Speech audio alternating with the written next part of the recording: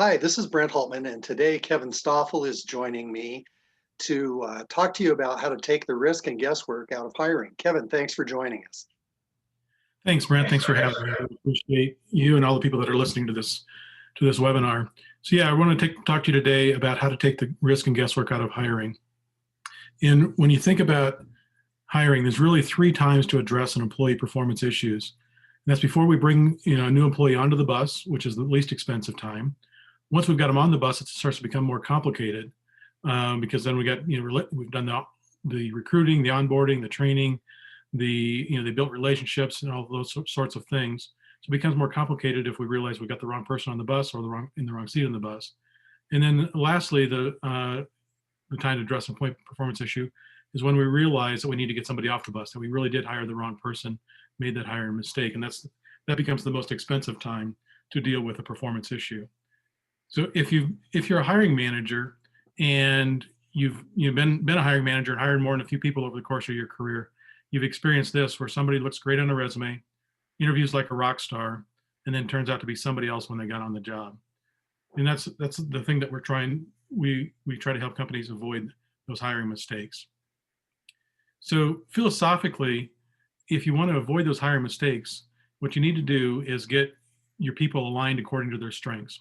And I want to define what I mean by a strength because over the years I've realized that we tend to use skills and knowledge and talents and aptitudes and competencies and strengths and all these different words interchangeably, but we all have our own meaning or definition associated with them. So for purposes of this conversation, I want to share my definition of a strength. So there's three elements to a strength. The first element being skills being the knowledge of how to do something, take a particular step. So we can go to Microsoft Excel class, for example, and we can learn some Excel skills. The second element of a strength is knowledge being the facts or the lessons learned from performing those skills over time. So when we come back from that Excel class, now we've got to apply what we learned, the skills that we learned in our day-to-day job and our day-to-day activities to achieve our day-to-day outcomes. And we learn through trial and error and through experience. And the third element of a strength, I like to call aptitudes. Aptitudes being the natural recurring pattern of how we're wired. And it's the intersection of all three of those circles that results in people playing to their strengths and getting aligned in a job according to their strengths. And when we have people aligned in a job according to their strengths, the intersection of those three circles, then the end result tends to be more consistent high performance activity in their day-to-day job and in their day-to-day performance. So when we get people aligned according to our strengths, it tends to be easy or effortless. They can focus on the customer or the task at hand. It's easy to train and produces great results. And ultimately, it leads to job success and job satisfaction, where people tend to stay longer, produce more, and consume less time, management time, attention, and resource. But if we have people misaligned in a job, playing to their weaknesses, only 2 out of 3 of those circles, then it's a lot more tiring, a lot more effort to perform the job, because we have to focus on bridging the gap and overcoming what the job is asking us to do versus the aptitudes that we naturally have for performing that particular job. And therefore it's also more difficult to train, and it tends to lead to poor results and job frustration, where ultimately people get tired of trying to overcome those gaps for long periods of time, and they either quit or get fired because they don't want to put forth that extra effort to overcome the gaps between who they are aptitude-wise and what the job is asking them to do. So that's kind of a philosophical view of the idea of taking risk and guesswork out of hiring. And so when we get down to the more tactical approach in terms of, okay, if we want to get people aligned according to our strengths, how do we go about doing that through the hiring process? Traditionally, the hiring process relies on 2 primary inputs in terms of making our hiring selection decisions. First is the resume or application. And with that, we're looking for skills fit, education, knowledge, training, certifications, experience, et cetera. And the second element that we typically rely on, or input that we typically rely on for making a hiring selection decision, is the interview process. And there we tend to look for company or culture fit. Do I like this person? Can I put them in front of my clients? Do I think they'll fit in with the team, and so forth? But the challenge on relying on these 2 primary inputs as our sole inputs is that they tend to be very subjective, in that resumes, the Society of HR Management Association estimates that 53% of all resumes have false and misleading information on them. And if you think about it, people do that, they hire professional resume writers to do just that, embellish their resumes, with embellished job titles, embellished achievements, embellished accomplishments. and so forth. And so we have to take what we learn on a resume with a grain of salt in terms of what's real. And then the second element, the interview, one of my clients, when I first got started in this business years ago, used the analogy of the Halloween and said that, interviews are like the Halloween, where the candidate puts on a Halloween mask and says, who do I need to pretend to be to get you to like me well enough in this interview to offer me the job? So they put on that mask and pretend to be whatever they think that you're looking for. But then, some point down the line, after you hire them, 30 days, 60 days, 90 days, you take off that mask and you find out that I'm the one you really got, right? So we want to be able to look behind that mask. Or another way in the hiring process, or another way to think about it is sort of like this, where it's the interview and resumes are kind of like the tip of the iceberg. It's good information. We need to continue to gather that information, but it really just kind of focuses on the skills, knowledge, and our first impressions of the individual candidate. But the whole story lies below the surface. And that's what you really get when you make the hiring decision. So we need to be able to look below that surface to look at ethical attitudes. Where's this person's attitudes come from an integrity, reliability, work ethic perspective, and what are their talents or aptitudes for the job to be a high performer? Because in business, none of us can afford to take the risk, and we need to minimize that risk as much as possible, especially in smaller businesses where every employee is such a much larger percentage of your total workforce. So how do we make that decision, the hiring decision, more objective? We do that by bringing in some objective data to go along with the subjective resumes and interviews. We don't replace those two things, the resumes and interviews, because we do get valuable information from them. But we need to bring in some objective data to go along with the subjective resumes and interviews, and then look for the intersection of these three circles so that we can make a much more objective and therefore hopefully successful hiring selection decision. So there's two ways that we can bring in objective data. First is to measure what I call ethical attitudes. And that's things like using a pre-employment talent screening, pre-hire screening assessment. And that's, there's assessments out there that measure things like integrity, attitudes about theft of data, time, money, property, assets, illegal substance abuse, attitudes about illegal drug usage in the workplace, reliability, attitudes about showing up and being reliable, showing up when you're supposed to show up for work, and attitudes about work ethic, working hard to earn your paycheck while you're on the job. So these kinds of tools give us the ability to measure these kinds of characteristics. And as you see, each of these scales is measured or is normed to the general population. With somebody that's scoring a 1 on these scales is equal to the lower 2 to 3% of the population.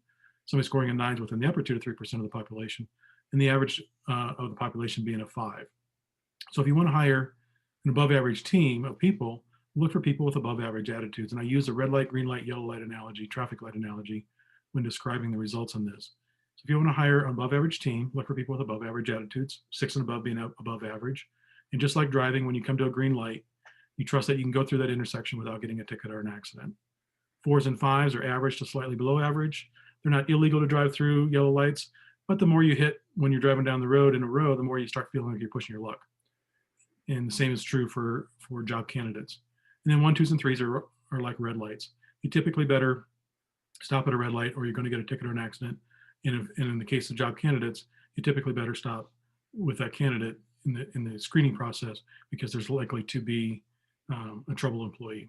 So the question then becomes is using tools like this to bring some objective data to identify people that are on the right-hand side of these scales that have attitudes of personal responsibility versus on the left-hand side, which is people that are attitudes of entitlement, where they think they're entitled to show up late, use drugs in the workplace, borrow things to pay for their drug habits maybe, and then not work very hard to earn their paycheck. So if you get somebody that scores like this, 3 on integrity, maybe going to borrow things from the company without the permission, has a tolerance for theft from their employer. 4 in illegal substance abuse, may not use drugs themselves, but is fairly tolerant of drug usage in the workplace, may not report it if we see somebody else using in the workplace. 6 on reliability is going to show up he's supposed to show up for work. But 3 on work ethic, you better have a supervisor on him all day long, or he's going to turn a 30-minute project into a half-a-day project because he doesn't care to work for hair to earn his paycheck. So that's an idea. One way to bring in some objective data is to incorporate into your hiring screening process psychometric pre-hire screening assessments that allow you to determine who's in the upper half of the population or the lower half of the population when it comes to these basic ethical attitude characteristics. If somebody has good ethical attitudes, the next thing we want to look at is their aptitudes. Do they have the aptitudes to be a high performer in the job? And within this tool, we look at 20 different things across 3 different sections. So first of all is thinking style, second is behavioral traits, and third is occupational interests.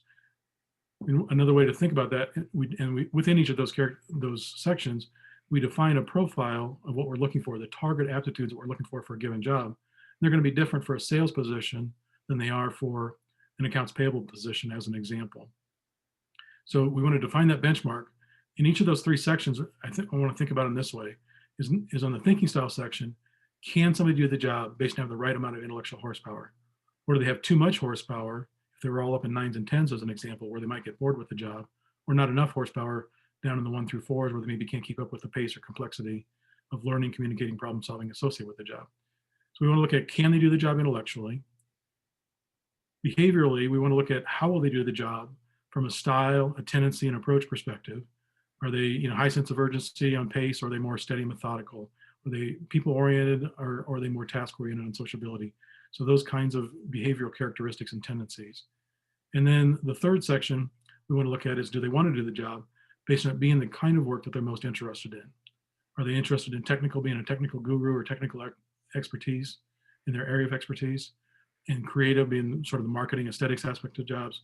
Or are they more mechanical, where they like to work with their hands, tools, equipment, machinery, and serve people and those kinds of things?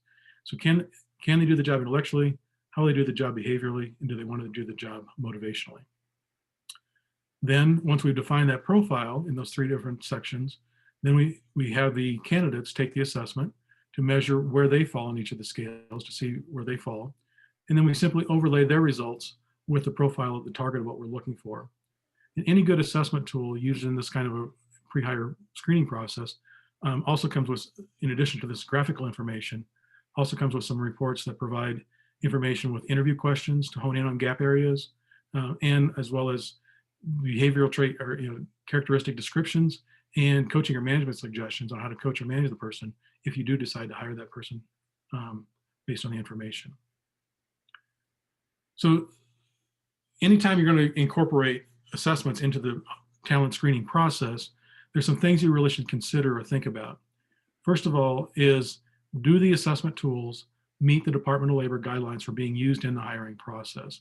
There's a lot of assessment tools out there that measure different things, but most of them were not specifically designed for use in the hiring process. They were designed as personal growth and development tools, not as pre-hire screening tools.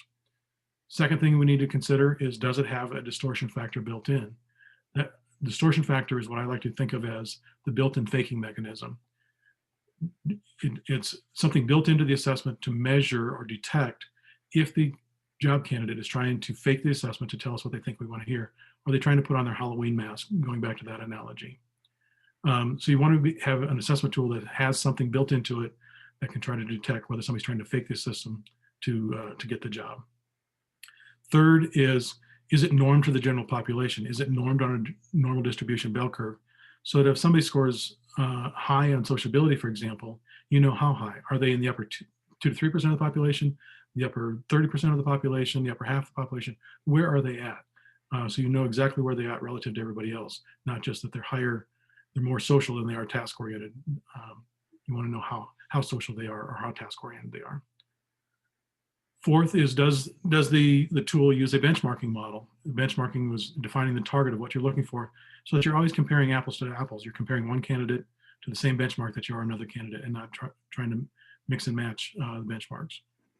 And fifth and final is, do the assessments look at the whole person or just behaviors? The assessments I just showed you look at ethical attitudes, cognitive thinking style, behavioral traits, and occupational interests, where most assessments simply look at the behavioral characteristics. And you can have all the right behaviors in the world, but if you can't keep up with the job intellectually, you're not going to be able to keep up with the job and be a high performer. Or if you have poor ethical attitudes, you're not going to be a good employee or a high performer. If you got all the talent or the aptitudes in the world, but you're stealing from the company, that doesn't make a good employee either. So does it look at the whole person? Ethics, cognitive thinking style, behaviors, and motivators.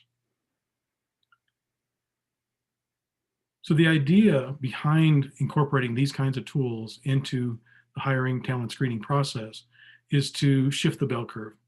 all the research and performance studies out there talk about performance levels being that looking like this normal distribution bell curve, where there's about 20% that are above average or in the excellent category.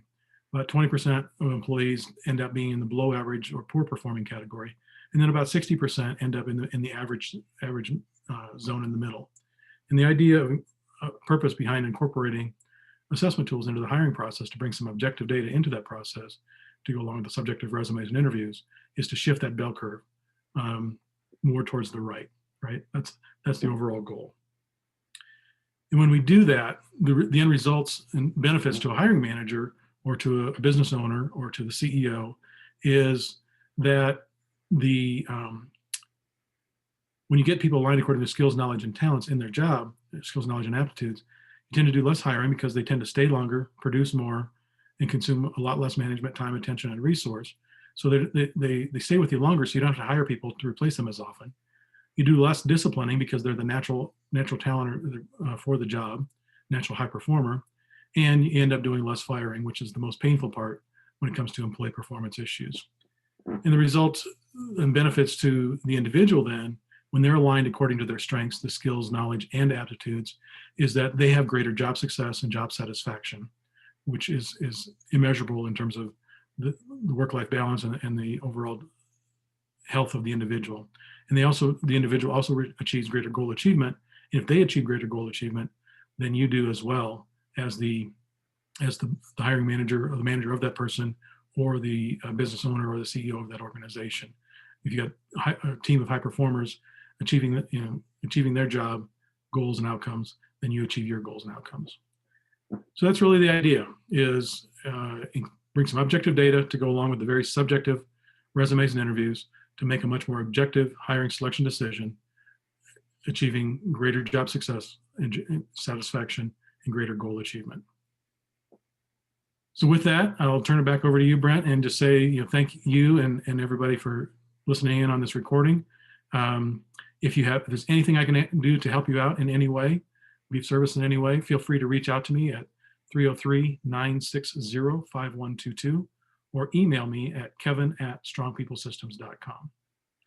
Kevin, thank you very much. That was really great. And I'm sure that folks are going to find that very, very helpful. And I hope that anyone who does have questions or might need some help, that they do connect with you right away. Thanks again.